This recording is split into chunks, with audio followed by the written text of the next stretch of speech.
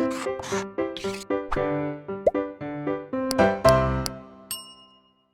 बच्चों, मैं दीपक झा आपका केमिस्ट्री एजुकेटर आपका ब्लूप्रिंट डिजिटल में स्वागत करता हूं। भाग 3 में हम लोगों ने क्रिस्टल सिस्टम के बारे में पढ़ा और आज हम लोग देखेंगे कि किसी क्रिस्टल सिस्टम में हमारे पास जो एक यूनिट सेल होगा उसमें कितने अवयवी कण समाहित होते हैं। यदि हम लोग किसी क्रिस्टल सिस्टम के बारे में बात करें तो कोई भी क्रिस्टल सिस्टम यूनिट सेल से बना हुआ होता है। बहुत सारे यूनिट सेल को यदि हम लोग डिफरेंट डायरेक्शन में प्रोजेक्ट करें तो हमारे पास एक क्रिस्टल सिस्टम बनेगा। अब किसी क्रिस्टल सिस्टम में जो हमारे यूनिट सेल हैं उनमें अवस्थित जो अवयवी कण हैं वो उस क्रिस्टल सिस्टम में कितना उनका अंश समाहित होता है उसके बारे में हम लोग बात करते हैं। यदि किसी एकक कोशिका में अवयवी कणों की संख्या को देखा जाए तो यदि कोनों पे स्थित अवयवी कण होंगे, क्या होंगे, यदि हमारे पास कोई एक क्रिस्टल सिस्टम देखें, जैसे ये हमारा एक क्रिस्टल सिस्टम है, उसमें ये हमारा क्या है, एक यूनिट सेल है। क्या है, हमारा एकक कोशिका है। अब इस एकक कोशिका को देखें, देखिए मैंने यहाँ 2 एकक कोशिका को लगा के रखा है, इससे आपको ज़्यादा आसानी होगा समझने में। देखिए ये कोनों पे हमारा क्या लगा हुआ है, कंस्टिट्यूएंट पार्टिकल्स अवयवी कण लगे हुए हैं। यदि हम लोग इस किसी एक अवयवी कण को, जिसको मैं अभी इस रंग पीले रंग वाले को मैं बात कर रहा हूँ, जिसको मैं हरे रंग से रंग दे रहा हूँ, यदि इस अवयवी कण को देखें हम लोग तो ये अवयवी कण कितने के साथ शेयर्ड है उसके बारे में हम लोग बात करते हैं कि ये अवयवी कण, ये जो पीला वाला जिसको हम लोगों ने हरे से कलर कर दिया, ये कितने के साथ शेयर्ड है इसके बारे में बात करते हैं। तो देखिए ये जो हमारा अवयवी कण है वो एक इस क्यूब से शेयर्ड है, दूसरा इस क्यूब से शेयर्ड है। सिमिलरली एक क्यूब यहाँ होगा और एक क्यूब यहाँ होगा। अब जैसे इस प्लेन में 4 क्यूब हैं, सिमिलरली 4 क्यूब इस ऊपर वाले प्लेन में होंगे। मतलब ये जो हमारा अवयवी कण है ये 8 क्यूब से शेयर्ड है। यदि ये 8 क्यूब से शेयर्ड है तो इनका एक एकक कोशिका में कितना कंट्रीब्यूशन हुआ, 1/8 का कंट्रीब्यूशन हुआ। वही हम लोगों ने लिखा है, कोनों पे स्थित अवयवी कण 8 अलग अलग एकक कोशिका द्वारा शेयर्ड होता है, अतः एक एकक कोशिका हेतु 1/8 अंश होता है। अब देखिए यदि कोई क्रिस्टल सिस्टम है और उसमें हमारे पास फलक केंद्र पे कोई एक अवयवी कण लगा हुआ है, जैसे हम लोग मान लें कि यहाँ एक फलक केंद्र पे हमारा एक अवयवी कण लगा हुआ है। तो देखिए यदि ये फलक केंद्र पे यहाँ लगा हुआ कोई अवयवी कण है जो यहाँ लगा हुआ है, ये कितने क्यूब से जुड़े हुए हैं, ये 2 क्यूब से जुड़े हुए हैं। तो इसलिए इसका जो कंट्रीब्यूशन होगा वो कितना होगा, इसमें आधा और इस क्रिस्टल से ये जो हमारा यूनिट सेल है इसमें आधा। तो हमारे पास जो फलक पर स्थित अवयवी कण होंगे उनका अंश कितना होगा, 1/2 होगा। अब यदि केंद्र पे स्थित हम लोग बात करें तो केंद्र में देखो यहीं कहीं बीच में लगा हुआ होगा। अब ये हमारा यूनिट सेल है, उसके ये बीच में लगा हुआ है, तो ये कितने के साथ शेयर्ड है, सिर्फ इसी यूनिट सेल के साथ। यहाँ कोई यदि हमारे पास एक अवयवी कण लगा हुआ है तो ये सिर्फ इसी यूनिट सेल के साथ शेयर्ड है। इसलिए हम लोग बात बता सकते हैं कि इसका जो अंश होगा वो पूरा एक कंस्टिट्यूएंट पार्टिकल होगा, एक अवयवी कण होगा। अब हम लोग यदि कोण किनारे पे हम लोग बात करें तो देखो एक किनारा कितने के साथ जुड़ा हुआ है ये बात कर लें तो हमें पता चल जाएगा। जैसे हम लोग ये आगे वाले किनारे के बारे में बात करते हैं, इस किनारे के किसी केंद्र पे हमारा कोई एक अवयवी कण लगा हुआ है। इसको अब इस अवयवी कण को हम लोग मान लेते हैं, ये हरे रंग से इसे मैंने कलर कर दिया, ये आपको समझ में आ रहा होगा। अब यदि हम लोग इसके बारे में बात करें तो इसके बारे में ये कितने के साथ शेयर्ड है, देखिए एक तो ये हमारा है, ये हमारा एकक कोशिका है, दूसरा ये हमारा एकक कोशिका है, ठीक, यहाँ एक एकक कोशिका होगा और यहाँ एक एकक कोशिका होगा। तो हमारे पास कितने एकक कोशिका के साथ ये शेयर्ड हैं, 4 के साथ शेयर्ड हैं। तो एक में इसका कंट्रीब्यूशन कितना होगा, 1/4 होगा। तो हम लोग क्या कर सकते हैं, किनारे पर स्थित अवयवी कण का अंश 1/4 होगा। अब इसके आधार पे जो हमारा क्रिस्टल सिस्टम है या हमारा कैसा एकक कोशिका है उसमें हम लोग देखते हैं कि कितने अवयवी कण हो सकते हैं। आप इसको कॉपी कर लीजिए, फिर हम लोग आगे बात करते हैं। यदि अभी तक आप लोगों ने इस चैनल को सब्सक्राइब नहीं किया है तो चैनल को जरूर सब्सक्राइब करें और इस वीडियो को लाइक जरूर करें। हम लोगों ने देखा था कि हमारे पास 7 प्रकार के क्रिस्टल सिस्टम होते हैं, जिसमें हमारा पहला क्रिस्टल सिस्टम जो था वो क्या था, घनीय क्रिस्टल निकाय। क्या था? Cubical crystal system. हम लोगों ने क्यूबिकल क्रिस्टल सिस्टम में क्या देखा था कि हमारा जो है यहाँ ए, बी और सी आपस में बराबर होंगे। अल्फा, बीटा, गामा का वैल्यू 90 डिग्री होगा। हमारे सिलेबस में सिर्फ क्यूबिकल क्रिस्टल सिस्टम के बारे में हमें पढ़ना है।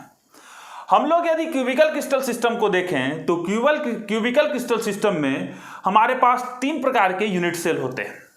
पहला जो हमारा यूनिट सेल होता है वह सरल घनीय एकक कोष्ठिका होता है। क्या होता है? सरल घनीय एकक कोष्ठिका। अब जो हमारा सरल एक घनीय एकक कोष्ठिका है, इसमें जो हमारे कंस्टिट्यूएंट पार्टिकल्स होंगे वो सिर्फ कोनों पे लगे हुए होंगे। कहाँ लगे हुए होंगे? ये हमारा कोई यदि एक क्रिस्टल सिस्टम है और उसमें ये कोई हमारा एकक कोष्ठिका है तो इसके सिर्फ कोनों पे यदि लगे हुए हैं तो ये क्या होगा? सरल घनीय एकक कोष्ठिका होगा। क्या होगा? सरल घनीय एकक कोष्ठिका। दूसरा हमारा क्या है? काया केंद्रित घनीय एकक कोष्ठिका। देखिए, काया केंद्रित घनीय एकक कोष्ठिका में हमारे पास कोनों के साथ साथ हमारे पास बॉडी सेंटर पे भी एक कंस्टिट्यूएंट पार्टिकल लगा हुआ होगा। और फलक केंद्रित एकक कोष्ठिका में देखें तो फलक केंद्रित एकक कोष्ठिका में हमारे पास कोनों के साथ साथ हमारे पास फलक जो हमारा होगा उसके केंद्र पे भी हमारे पास क्या लगा हुआ होगा? एक कंस्टिट्यूएंट पार्टिकल लगा हुआ होगा। तो देखिए, अब किसी एक एकक कोष्ठिका में कितने हमारे पास कंस्टिट्यूएंट पार्टिकल्स लगे हुए हैं, इसका कैलकुलेशन हर बार हमारे बोर्ड के एग्जामिनेशन या हमारे कॉम्पिटिटिव एग्जामिनेशन में आता है। तो हम लोग देखेंगे तीनों प्रकार के जो हमारे पास घनीय एकक कोष्ठिका हैं उसमें कितने कंस्टिट्यूएंट पार्टिकल्स लगे हुए हैं। आप इसको याद कर लीजिए। यदि हमारे पास सरल घनीय होगा तो सिर्फ कोनों पे लगे हुए होंगे। यदि हमारे पास काया केंद्रित होगा तो कोनों के साथ साथ काया केंद्र पे भी होगा। और यदि हमारे पास फलक केंद्रित होगा तो कोनों के साथ हमारे पास फलक केंद्र पे भी अवयवी कण लगे हुए होंगे। तो हमारे पास किसी एक एकक कोष्ठिका में वो कंस्टिट्यूएंट पार्टिकल्स कितने लगे हुए होते हैं उसका कैलकुलेशन हमारे बोर्ड्स में बहुत इंपॉर्टेंट है। उसको हम लोग कैलकुलेट करते हैं। आप इसको कॉपी कर लीजिए जल्दी से। अब यदि हम लोग घनीय एकक कोष्ठिका में प्रति एकक कोष्ठिका परमाणु की संख्या के बारे में बात करें तो हमारा सबसे पहला जो है वो क्या है? सरल घनीय एकक कोष्ठिका। यदि हम लोग सरल घनीय एकक कोष्ठिका के बारे में बात करें तो इसमें जो कंस्टिट्यूएंट पार्टिकल्स हैं वो देखिए सिर्फ कोनों पे लगे हुए हैं। कहाँ लगे हुए हैं? कोनों पे। हमारे पास 8 कोने होते हैं तो 8 कोनों पे हमारे पास क्या लगे हुए हैं? हमारे पास कंस्टिट्यूएंट पार्टिकल्स लगे हुए हैं। यदि एक कंस्टिट्यूएंट पार्टिकल का हम लोग कंट्रीब्यूशन देखें एक यूनिट सेल में तो वो कितना होता है? वो 1/8 होता है। तो प्रति एकक कोष्ठिका परमाणुओं का योगदान कितना होगा? 1/8। अब हमारे पास कितने कोने हैं? 8 कोने हैं। हमारे पास कितने कोने हैं? 8 कोने हैं। और एक का कंट्रीब्यूशन कितना है? 1/8 है। तो हमारे पास घनीय एकक कोष्ठिका में कितने परमाणु हुए? तो अतः प्रति एकक कोष्ठिका परमाणुओं की संख्या कितनी हो जाएंगी? 1/8 × 8 का है कि एक का कंट्रीब्यूशन 1/8 है और हमारे पास कितने हैं कोने? 8 कोने हैं। तो इसलिए हमारे पास कितने हो जाएंगे? 1 हो जाएंगे। 8 × 1/8 तो ये क्या हो जाएगा? 1/8 हो जाएगा। ठीक इसी प्रकार हम लोग फलक केंद्रित के बारे में भी बात कर सकते हैं और हम लोग काया केंद्रित के बारे में भी बात कर सकते हैं। यदि हम लोग मुंह से याद करना चाहें तो भी कर सकते हैं। देखिए, हमारे पास काया केंद्रित में कोने के साथ काया केंद्र पे होता है। काया केंद्र का जो कंट्रीब्यूशन होता है वो 1 होता है। 1 को अलग कर दो। अब हमारे पास जो कोनों पे होता है वो 8 होते हैं और 1 का कंट्रीब्यूशन कितना है? 1/8 है। 8 × 1/8 कितना हो जाएगा? 1।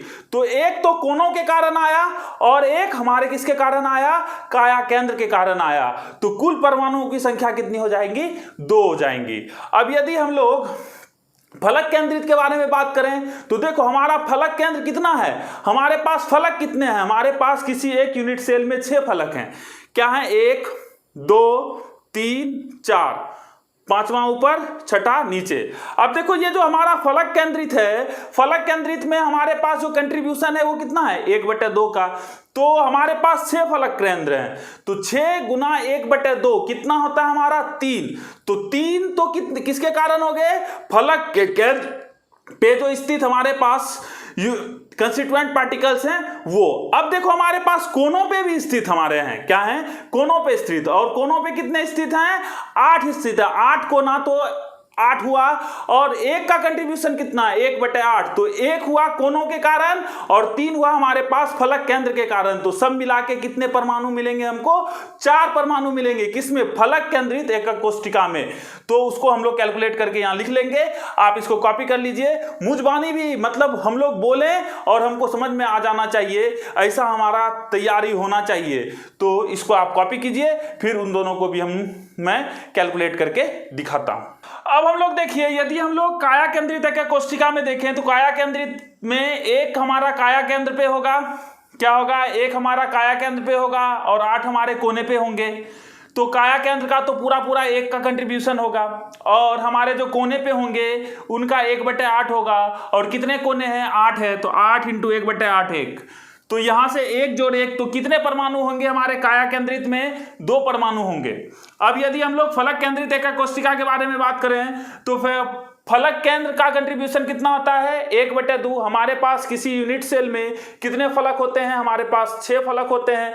किसी भी क्यूब में हमारे पास कितने फलक होते हैं, 6 फलक होते हैं। समझो भैया, नहीं समझ पा रहे हो तो ये हमारा कोई एक क्यूब है, जैसे इसको हम भूल जाते हैं। 1 2 3 4 फलक तो ये हुए, एक नीचे से और एक ऊपर से, हमारे पास 6 फलक हो गए।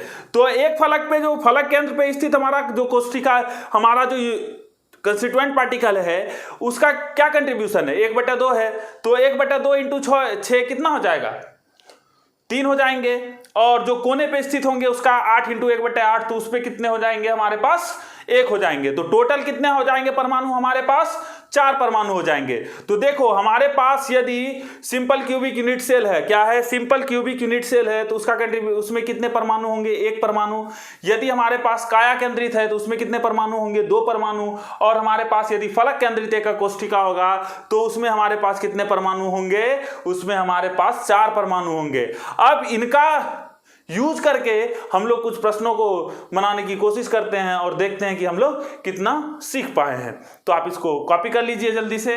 और एक बात, शेयर जरूर कीजिए इसको, इस वीडियो को शेयर अपने दोस्तों के साथ जरूर करें। सब्सक्राइब करें हमारे चैनल को और वीडियो को लाइक करें। अब देखिए हमारे पास एक प्रश्न है कि एक घनीय ठोस 2 तत्व A और B से बना है। घन के कोनों पर B परमाणु तथा केंद्र पर A परमाणु है, इस यौगिक का सूत्र बताएं। देखो हमारे पास कोई एक कोष्ठिका है, एकक कोष्ठिका, ये हमारा यूनिट सेल है। इसमें कहां कंस्टिट्यूएंट पार्टिकल्स लगे हुए हैं, तो कोनों पे लगे हुए हैं। तो ये हमारे 8 कोने हुए। और कहां लगा हुआ है, अब परमाणु के केंद्र पे, तो एक परमाणु के केंद्र पे, परमाणु के केंद्र पे A लगा हुआ है और कोनों पे कौन लगा हुआ है, B लगा हुआ है। तो लगा दिए B, क्या लगा दिए, B लगा दिए, B लगा दिए। अब यदि हम लोग बात करें B का कंट्रीब्यूशन पूरा का पूरा कितना होगा, 1 का, तो B कितने हो गए, B 1 हो गया। A का कितना कंट्रीब्यूशन है, 1 का, तो B1A। अब देखो इसमें यहां में B कहां लगा हुआ है, फलक केंद्र पे, तो हमारे पास फलक केंद्र का कंट्रीब्यूशन कितना होता है, 3 होता है। तो 3B हो जाएगा और A कोनों पे लगे हुए हैं इसीलिए 1 हो जाएगा।